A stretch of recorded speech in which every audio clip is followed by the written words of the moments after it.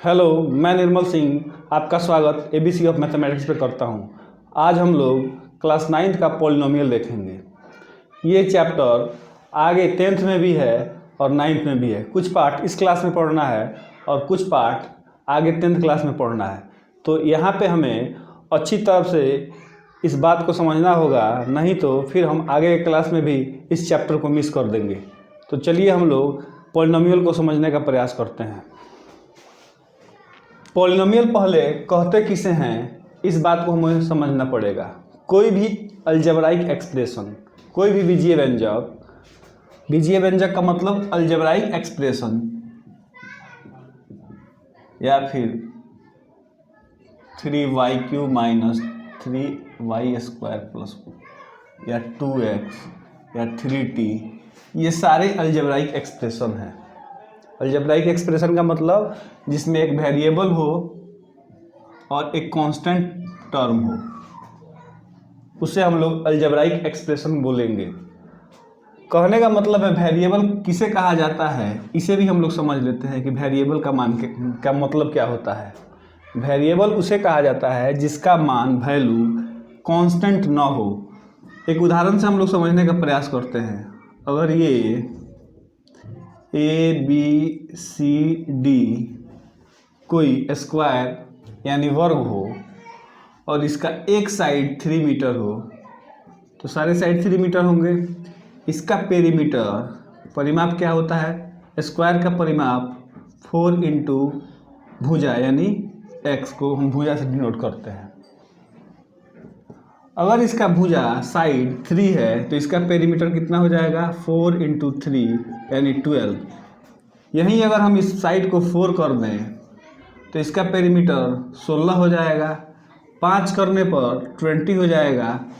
कहने का मेरा मतलब हुआ कि साइड का वैल्यू बदल देने से पेरीमीटर का वैल्यू बदल जा रहा है। तो मेरा जो वेरिएबल हुआ ये कांस्टेंट नहीं रहा, इसे हम लोग x के रूप में डिनोट करते हैं। वेरिएबल को डिनोट करने के लिए कुछ अक्षर दिए हुए हैं, इसे x, y, z के रूप में लिख सकते हैं। कांस्टेंट को डिनोट करने के लिए a, b, c, d के रूप में लिख सकते हैं। इसे हम कांस्टेंट समझेंगे, इसे हम वेरिएबल समझेंगे। तो इस बात को हम लोग समझ पाए, यानी कि वह अलजेब्राइक एक्सप्रेशन जिसमें एक कांस्टेंट टर्म हो और एक वेरिएबल हो, उसे हम लोग अलजेब्राइक एक्सप्रेशन बोलेंगे। तो बहुपद के लिए वह अलजेब्राइक एक्सप्रेशन ये ले लीजिए, ये ले लीजिए या ये ले लीजिए, जिसमें वेरिएबल का एक्सपोनेंट का मतलब घात होल नंबर में हो। अगर इसका एक्सपोनेंट यानी घात होल नंबर नहीं हो या फिर नेगेटिव में हो तो हम इसे अलजेब्राइक एक्सप्रेशन नहीं कह सकते हैं। जैसे अगर हम एक अलजेब्राइक एक्सप्रेशन ऐसे लिखें और एक अलजेब्राइक एक्सप्रेशन ऐसे लिखें, ये मेरा पॉलिनोमियल बहुपद तो हो जाएगा, लेकिन ये नहीं होगा। कारण ये है कि यहाँ x का एक्सपोनेंट जो है -2 है, या फिर ये भी मेरा नहीं होगा 2x का पावर 1/2 माइनस 1, ये भी नहीं होगा 3√x माइनस 1। कहने का मतलब है x का जो है वेरिएबल का जो है एक्सपोनेंट पावर नेगेटिव में नहीं होना चाहिए और होल नंबर में होना चाहिए। ये नेगेटिव में जब होगा तो ये हमें पॉलिनोमियल नहीं कहना होगा। यहाँ भी देखते हैं हम x को, इसका मतलब होता है x का पावर 1/2। तो कोई अलजेब्राइक एक्सप्रेशन तब पॉलिनोमियल होगा जब उसका एक्सपोनेंट होल नंबर हो। अगर होल नंबर को छोड़ के कोई भी नंबर होता है तो ये हमारा पॉलिनोमियल नहीं होगा। एक और उदाहरण से देखते हैं, 1/x प्लस x। ये मेरा कोई पूछे कि पॉलिनोमियल है या नहीं, तो इसको ऐसे भी लिख सकते हैं, x का पावर -1 प्लस x। जब भी इसका पावर एक्सपोनेंट नेगेटिव हो जाए तो हम इसे पॉलिनोमियल नहीं बोलेंगे। तो उम्मीद करता हूँ कि इस बात को आप लोग समझे होंगे कि पॉलिनोमियल किसे कहते हैं। पॉलिनोमियल तब होगा कोई अलजेब्राइक एक्सप्रेशन जब उसका एक्सपोनेंट होल नंबर हो। अब इससे संबंधित कुछ और शब्द हैं जिसे हम लोग समझ लेते हैं। अगर कोई अलजेब्राइक एक्सप्रेशन पॉलिनोमियल होता है तो हम देखेंगे कि उसमें कितने टर्म यानी पद हैं, जैसे 2x² + 2x + 1। इसमें हम लोग टर्म देखते हैं तो वह एक टर्म, ये दो टर्म, ये तीन टर्म। इसमें टर्म यानी पदों की संख्या कितनी है? 3 है। उसी तरह अगर यहाँ पे देखते हैं 3x³ + 4x² - 3x + 1, तो यहाँ टर्म की संख्या कितनी होगी? यहाँ 1, ये 2, ये 3, ये 4 टर्म हुआ। अब हम लोग देखते हैं कि इसके टर्म, तो मैं उम्मीद करता हूं कि आप लोग ये समझ पाए होंगे कि टर्म का मतलब क्या होगा किसी पॉलिनोमियल में। वहीं बात डिग्री की हो तो हम इसमें पूछेंगे कि किसी पॉलिनोमियल का डिग्री क्या हुआ। The highest power of variable, इसमें x में कोई वेरिएबल है तो यहाँ वेरिएबल जो है सबसे ज़्यादा इसका एक्सपोनेंट है, इसका पावर है। यहाँ x का पावर कितना है? 2 है, तो हम बोलेंगे ये 2 डिग्री में है। पूछा जाएगा इस पॉलिनोमियल का डिग्री क्या है, तो आप ये बता सकते हैं इसका डिग्री 2 है। उसी तरह अगर इस पॉलिनोमियल को कोई पूछे तो इसका डिग्री कितना है, यहाँ भी x है, यहाँ भी x है, यहाँ भी x है, लेकिन x का हाई पावर कहाँ है? यहाँ है, तो x का पावर यहाँ पे कितना है? सबसे ज़्यादा 3, यानी इसका डिग्री क्या हो जाएगा? ये 3। उम्मीद करता हूँ कि आप टर्म समझ पाए होंगे, डिग्री समझ पाए होंगे। अब इसके आगे हम लोग देखते हैं। हमें यहाँ 1 वेरिएबल में पढ़ना है। पहले हम लोग जान जाते हैं कि वेरिएबल, कितने वेरिएबल में पॉलिनोमियल हो सकता है। तो वेरिएबल की संख्या बढ़ाएंगे तो वो बोला जाएगा 1 वेरिएबल, अगर एक वेरिएबल में होगा तो उसे 1 वेरिएबल में बोलेंगे, 2 वेरिएबल में होगा तो उसे 2 वेरिएबल में बोलेंगे, और इसी तरह 3 वेरिएबल में हुआ तो 3 वेरिएबल बोलेंगे। जैसे 1 वेरिएबल का एग्जाम्पल हुआ 2x² + x + 1, ये 1 वेरिएबल का हुआ, इसमें सिर्फ 1 है, x है। उसी तरह अगर हम xy² + 2x + y, इसको पूछें हम ये कितने वेरिएबल में है, तो ये 2 वेरिएबल में है। उसी तरह अगर हम पूछें xyz + 2x² + 3z, इसमें कितने वेरिएबल्स हैं, तो इसमें x भी है, y भी है, z भी है, तो ये 3 वेरिएबल में हो गया। तो इस बात को हम लोग समझ पाए कि कोई पॉलिनोमियल एक वेरिएबल में भी हो सकता है, 2 में भी हो सकता है, 3 में भी हो सकता है। हमें यहाँ पे मैक्सिमम 3 वेरिएबल्स में पढ़ने हैं, तो वेरिएबल्स को हम लोग समझ पाए। अब बात उठती है कि कोई पॉलिनोमियल लीनियर कब कहा जाएगा, क्वाड्रेटिक कब कहा जाएगा और क्यूबिक कब कहा जाएगा। लीनियर होने के लिए x का मैक्सिमम पावर 1 होना चाहिए, ये लीनियर का उदाहरण। यहाँ x का पावर कितना है? 1 है, या y का पावर y + 2, या z + 3, ये सब लीनियर पॉलिनोमियल के उदाहरण हुए, ये लीनियर पॉलिनोमियल के एग्जाम्पल हुए। उसी तरह क्वाड्रेटिक होने के लिए x² + 2 y 2y² + 2y + 1, या 3z² + 3z। यहाँ x का मैक्सिमम पावर 2, माने वेरिएबल का मैक्सिमम पावर 2, यहाँ वेरिएबल का मैक्सिमम पावर 2, यहाँ वेरिएबल का मैक्सिमम पावर 2। तो ये मेरा एग्जांपल जो हुआ क्वाड्रेटिक का हुआ। उसी तरह क्यूबिक होने के लिए वेरिएबल का हाई पावर जो होगा 3 होगा, जैसे x³ + 1, या फिर 3x³ + 4x² + 4, ये भी एक मेरा क्यूबिक का उदाहरण हुआ। या फिर एक और उदाहरण से देख लेते हैं, 3x³ + 5x² - 3x + 1, ये भी मेरा क्यूबिक का उदाहरण हुआ।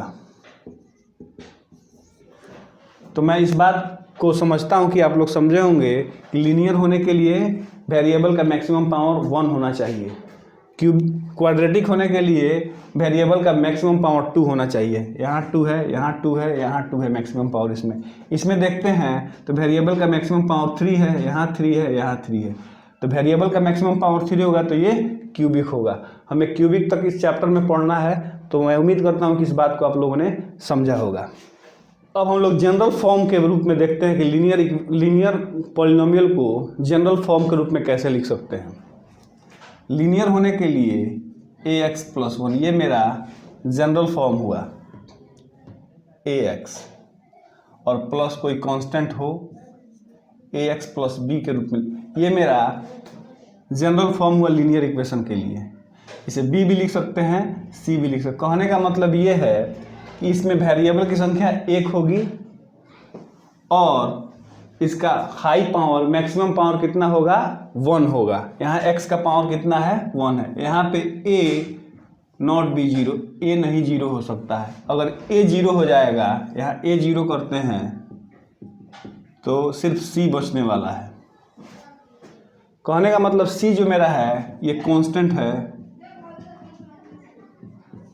तो हमें यहाँ वेरिएबल मिला ही नहीं, तो इसे हम लीनियर नहीं बोल सकते। तो लीनियर होने के लिए इसमें कितने टर्म हुए, 2 टर्म हुए। उसी तरह क्वाड्रेटिक होने के लिए जनरल फॉर्म जो होगा ax² + bx + c, a = not 0।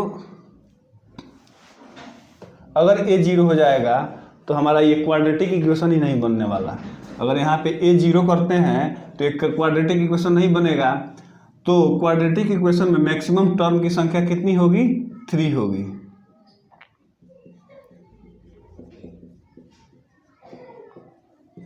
Term का मतलब पदों की संख्या 1 2 3, ये क्वाड्रेटिक के लिए हुआ। उसी तरह क्यूबिक के लिए ax³ + bx² + cx + d,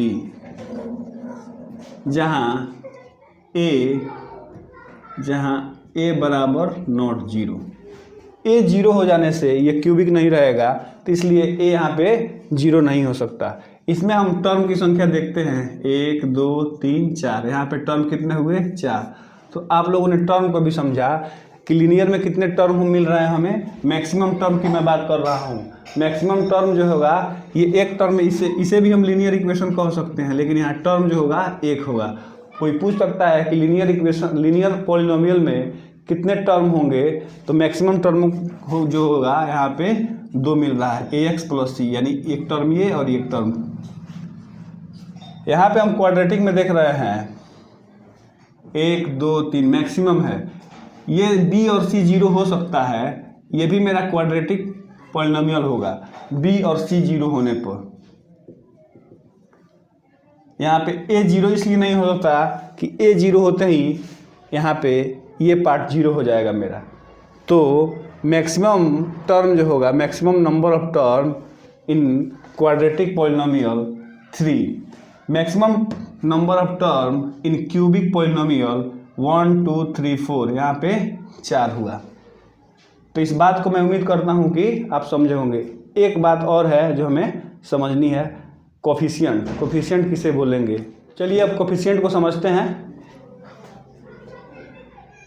ये मेरा लीनियर पॉलिनोमियल का एक उदाहरण हुआ ax + c। ये मेरा क्वाड्रेटिक का हुआ ax² + bx + c। ये क्यूबिक का हुआ ax³ + bx² + cx + d। इसमें कोई पूछे x का कोफिशिएंट कितना हुआ,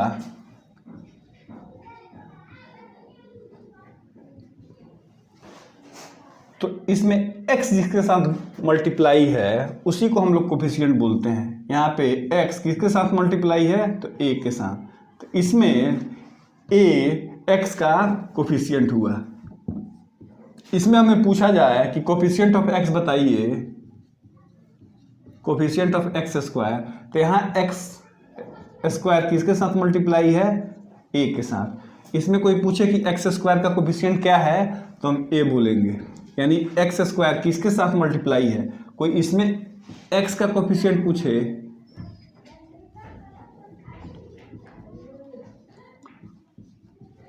इसमें एक्स का कोफिशिएंट क्या हुआ, एक्स किसके साथ मल्टीप्लाई है, बी के साथ।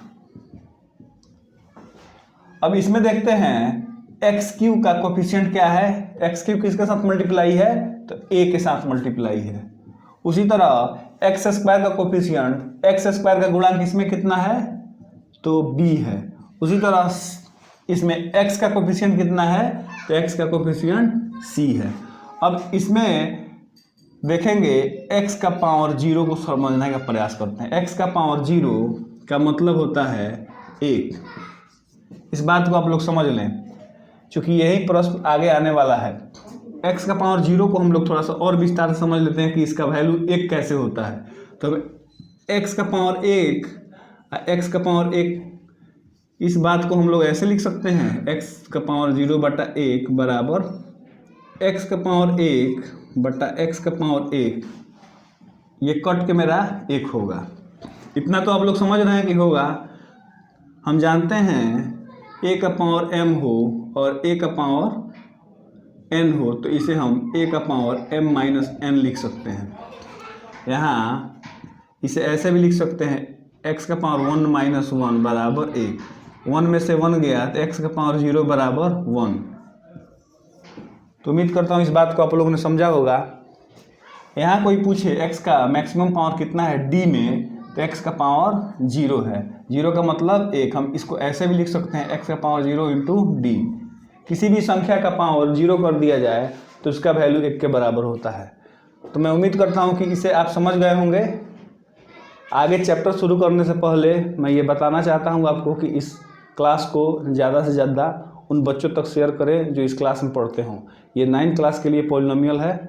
चलिए अब हम लोग आगे इस एक्सरसाइज को बनाते हैं। चलिए हम लोग शुरू करते हैं। एक्सरसाइज 2.1, इसमें हमें बताना है कि कौन सा पॉलिनोमियल है भी कि नहीं है, तो क्यों है, इसका कारण हमें बताना है कि बहुपद है या नहीं। क्वेश्चन नंबर 1 दिया हुआ है, 1 का 1, 4x² - 3x + 7। हमने पढ़ा है पॉलिनोमियल होने के लिए एक्सपोनेंट यानी घात कभी भी होल नंबर में होगा। अगर होल नंबर में नहीं है या नेगेटिव है तो हम उसे पॉलिनोमियल नहीं कहेंगे। तो यहाँ पे हम देखते हैं ये वेरिएबल x में है, यानी कि इसका चर x है, यहाँ x है, यहाँ x है, तो हम इसे कहेंगे कि 1 वेरिएबल में है।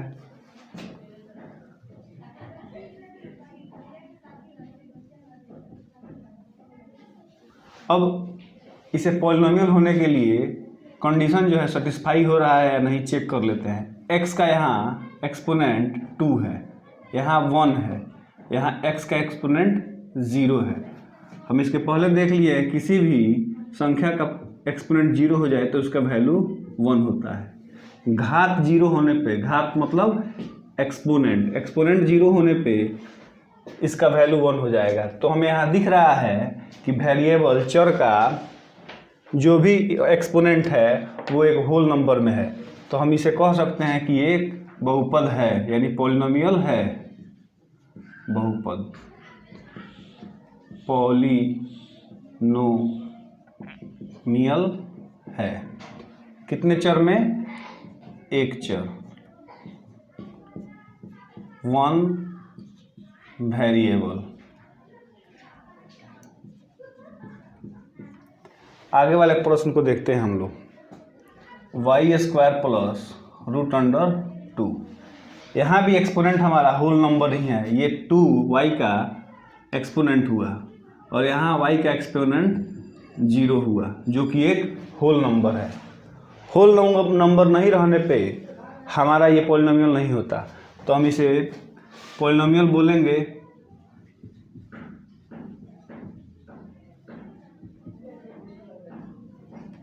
कितने वेरिएबल में है, 1 वेरिएबल।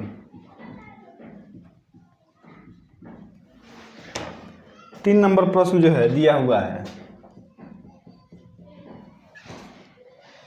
3√t plus t√2। अब यहाँ पे देखने वाली बात है, t का घात 1/2 है, मतलब t का एक्सपोनेंट जो है 1/2 है। यहाँ t का घात 1 है। जब भी इसमें वेरिएबल का कहीं भी मिल जाए हमें एक्सपोनेंट घात, होल नंबर नहीं हो, तो हम इसे कहेंगे कि ये पॉलिनोमियल नहीं है। तो ये हमारा पॉलिनोमियल नहीं हुआ। 4 नंबर में दिए हुए है y प्लस 2/y। हम इस बात को समझ लेते हैं, इसके पहले भी समझे हैं। x का पावर एक्सपोनेंट -1 हो तो इससे हम 1/x के रूप में लिख सकते हैं। तो यहाँ भी हमें इसी रूप में दिख रहा है, यहाँ y प्लस 2y का पावर 1 यानी एक्सपोनेंट 1 हुआ। यहाँ तो 1 हुआ और यहाँ -1 हुआ। हमने देखा है कि एक्सपोनेंट घात को अगर नेगेटिव में आ जाता है हमारा, या फिर होल नंबर नहीं हो, तो ये बहुपद नहीं होगा। तो ये भी मेरा पॉलिनोमियल नहीं होने वाला है। एक का ये लास्ट नंबर क्वेश्चन 5 नंबर जो है, x का पावर 10 प्लस y का पावर 3 प्लस t का पावर 50, ये देखते हैं पॉलिनोमियल है कि नहीं। यहाँ जो है x का पावर 10 है जो एक होल नंबर है, यहाँ y का पावर 3 है ये भी एक होल नंबर है, यहाँ t का पावर 50 है ये भी एक होल नंबर है। तो जब भी हमें होल नंबर मिले एक्सपोनेंट के रूप में, तो हम इसे बोलेंगे कि ये बहुपद है यानी पॉलिनोमियल है। तो ये पॉलिनोमियल होगा। दूसरा बात, ये कितने वेरिएबल में है, यहाँ पे एक वेरिएबल x में है वेरिएबल के रूप में, यहाँ y भी एक वेरिएबल के रूप में है, और यहाँ t भी एक वेरिएबल के रूप में है। तो हम कह सकते हैं कि इसका वेरिएबल कितना है, ये 3 चर या 3 वेरिएबल में होगा। ये एक बहुपद होगा, ये एक पॉलिनोमियल होगा। कितने वेरिएबल में, 3 वेरिएबल में, ये 3 चरों में एक पॉलिनोमियल होगा। 1 नंबर प्रश्न मेरा समाप्त हुआ। उम्मीद करता हूँ इस बात को आप लोगों ने समझा होगा। आगे हम लोग बढ़ते हैं। प्रश्न संख्या 2, इसमें कोफिशिएंट यानी गुणांक को बताना है। तो हम देखते हैं कोफिशिएंट जो हम लोगों ने सीखा है, कोफिशिएंट किसे कहते हैं। 2 का एक नंबर x² का कोफिशिएंट बताना है यानी गुणांक।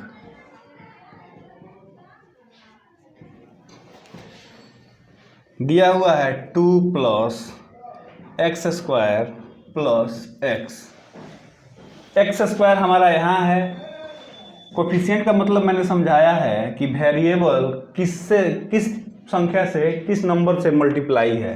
तो ये x² 1 से मल्टीप्लाई है, 1 और x² मल्टीप्लाई होकर x² हुआ है। तो हम कह सकते हैं coefficient of x² is equal to 1, यानी x² का गुणांक बराबर 1।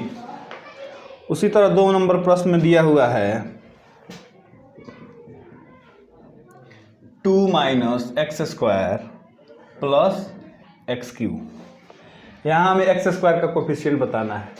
यहाँ हम लोग देख रहे हैं -1 जो है x² के साथ गुना है, -1 और x² मल्टीप्लाई होकर -x² हुआ है। तो हम x² का कोफिशिएंट कितना लिखेंगे,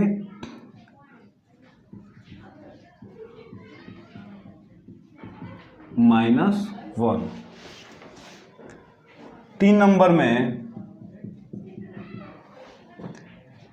π/2 x² प्लस x। यहाँ x² का कोफिशिएंट कितना है, यहाँ x² जो है π/2 से मल्टीप्लाई है। तो यहाँ मेरा हो गया coefficient of x² is equal to π/2। एक और प्रश्न है, इसे आप लोग अपने से भी बना सकते हैं, या फिर यहाँ देखें √2 एक्स माइनस 1। यहाँ एक्स स्क्वायर का कोफिशिएंट हमें लिखना है, तो हम ऐसे लिख सकते हैं x square into 0 plus √2x minus 1। किसी भी संख्या में 0 से मल्टीप्लाई करते हैं तो वो संख्या 0 हो जाती है। एक्स स्क्वायर 0 से मल्टीप्लाई होकर यहाँ 0 हो चुका है और बाकी जो बचा है मेरा इतना है, तो हम यहाँ पे लिख सकते हैं of x square is equal to 0। X square का गुणांक 0 होगा। उम्मीद करता हूँ कि आप लोगों को ये बातें समझ में आई होगी। आगे की तरफ हम लोग बढ़ते हैं। क्वेश्चन नंबर 3, इसे आप लोग नोट डाउन करें और आगे हम लोग बढ़ते हैं। हम लोगों ने पढ़ा है द्विपद यानी जिसमें 2 पद हो, त्रिपद यानी जिसमें 3 पद हो, उसी के बारे में हमें लिखना है 3 नंबर में। ऐसा पॉलिनोमियल लिखना है जिसके एक्सपोनेंट 35 हो और उसके टर्मों की संख्या कितनी हो, 2 हो। एक्सपोनेंट कितना हो, 35 हो और टर्म कितना हो, 2 हो, द्विपद क्वाड्रेटिक हो। अब देखिए, घात का मतलब होता है यानी एक्सपोनेंट का मतलब होता है जो पावर बन जाए।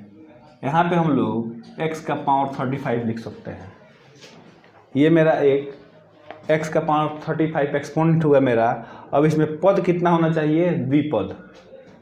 द्विपद में 2 पद और हम लोग लिख देते हैं, एक और x का पावर 34 लिख देते हैं। ऐसे काफ़ी हम लोग अनगिनत पॉलिनोमियल लिख सकते हैं। इसका एक उदाहरण हुआ, कुछ आप लोग भी इसका उदाहरण देख के लिख सकते हैं। ये भी मेरा हो सकता है x का पावर 35 प्लस 5। ये भी मेरा एक 2 पद का होगा और एक्सपोनेंट इसका 35 है। 100 घात का लिखना है। ये मेरा 1 नंबर था, उसी तरह 2 नंबर। 100 एक्सपोनेंट कितना हो, 100 हो। 100 होने के लिए x का पावर हम लोग 100 लिखते हैं और एक पद में हो, तो इसका मतलब यही मेरा होगा। इसमें दूसरा कोई टर्म होने वाला नहीं है। यहाँ कोई और टर्म हम लोग नहीं लिख सकते हैं, क्योंकि एक और टर्म लिखने से ये 2 पदों वाला हो जाएगा, 2 टर्म्स वाला हो जाएगा। तो उम्मीद करता हूँ इस बात को आप लोगों ने समझा होगा। हमें इसमें बहुपद यानी पॉलिनोमियल का घात डिग्री लिखना है। 4 नंबर दिया हुआ है 5x³ plus 4x square plus 7x। हम लोगों ने डिग्री यानी घात के रूप में पढ़ा है। इस वेरिएबल में जो सबसे उच्चतम वैल्यू होगा वहीं इस पॉलिनोमियल का डिग्री हो जाएगा। यहाँ इसका घात 1 है, यहाँ x² वेरिएबल का घात 2 है, इसमें वेरिएबल का घात 3 है यानी एक्सपोनेंट 3 है। तो 1 2 3 इसमें सबसे ज़्यादा एक्सपोनेंट यानी डिग्री किसका, x का सबसे ज़्यादा वैल्यू पावर के रूप में कहाँ है, यहाँ है, यानी इसका डिग्री जो है 3 होगा। ये 3 डिग्री का होगा। उसी तरह 2 में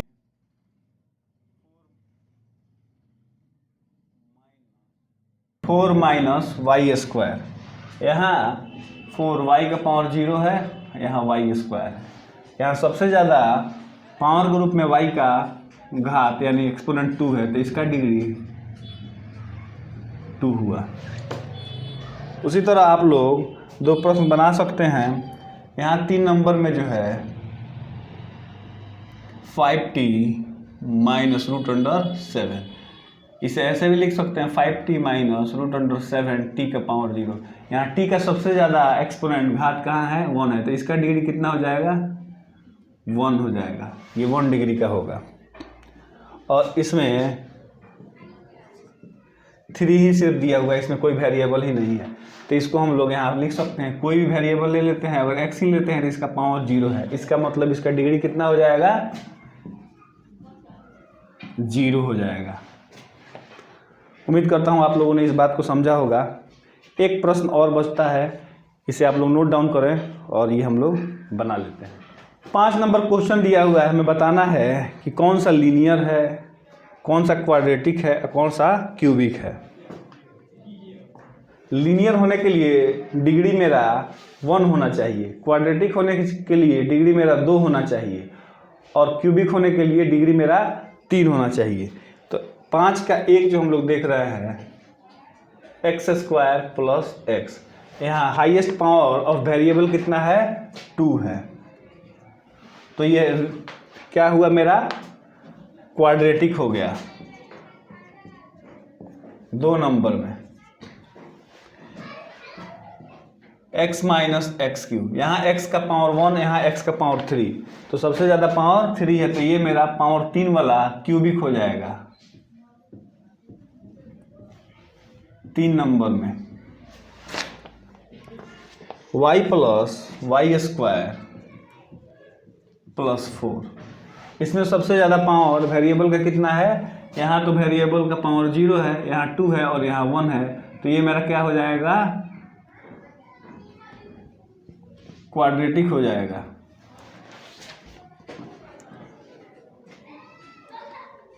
चार नंबर में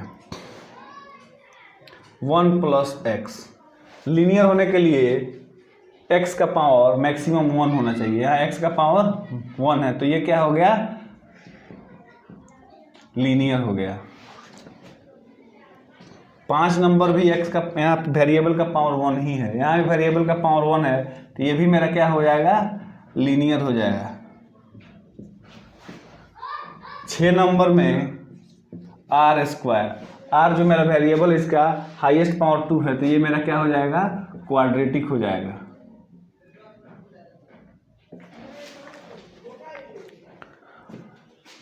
सात नंबर में दिया हुआ है x का पावर 7x क्यूब, जब पावर 3 हो जाए तो ये क्यूबिक हो जाता है। उम्मीद करता हूँ कि इस बात को आप लोगों ने समझा होगा। ये आज हमारा 2.1 एक्सरसाइज समाप्त हुआ। आप कंटिन्यूअस अगर स्टडी करते हैं, वीडियो को कंटिन्यूअस देखते हैं, स्किप नहीं करते हैं, तो निश्चित रूप से ये चैप्टर समझ में आएगा। ये बहुत भारी चैप्टर नहीं है, आसान है, लेकिन इसी के आधार पे हम लोग आगे बहुत सारी चीज़ों को देखेंगे जो कठिन हो जाएगा। अगर इस बात को हम लोग बेहतर तरीके से नहीं समझते हैं तो आगे के बहुत सारे एक्सरसाइज हैं जो हमारे समझ में आने वाला नहीं है। इसी से आधारित अगला चैप्टर जो अगला क्लास में है उसका भी नाम पॉलिनोमियल बहुपद है। इस बात को आप लोगों को समझना होगा कि ये बहुत ज़रूरी है समझने के लिए, नहीं तो फिर 10th क्लास में इसी चैप्टर को आगे जब बढ़ाया गया है तो वो समझ में नहीं आने वाला है। तो इसे आप मेहनत करें, समझें और प्रयास करें, अभ्यास करें, प्रैक्टिस कीजिएगा, समझ में आएगा। सिर्फ वीडियो देख लेने से आप लोग नहीं पढ़ पाइएगा। तो जब भी इस वीडियो को देखें, इसे पेन कॉपी में नोट करें, उसका अपने से प्रैक्टिस करें, तब जाके वो आपके साथ रहने वाला है। कुछ और बातें हैं, इसको आप लोग समझ लीजिए। इसे आप लोग पहले कॉपी में नोट कीजिए, एक बार वीडियो देखने की ज़रूरत है, समझ में आ जाए उसे नोट डाउन कर लें और उसके बाद से वीडियो देखने की ज़रूरत नहीं है। सिर्फ आप लोग उस कॉपी का रिवीजन कीजिएगा तो ये बातें समझ में आ जाएंगी। इस क्लास को ज़्यादा से ज़्यादा अपने दोस्तों में शेयर करें, जिससे उन बच्चों तक पहुंच सके जो पढ़ने वाले हैं या पढ़ना चाहते हैं। फिर हम लोग इसी के साथ अगले क्लास में मिलेंगे। धन्यवाद।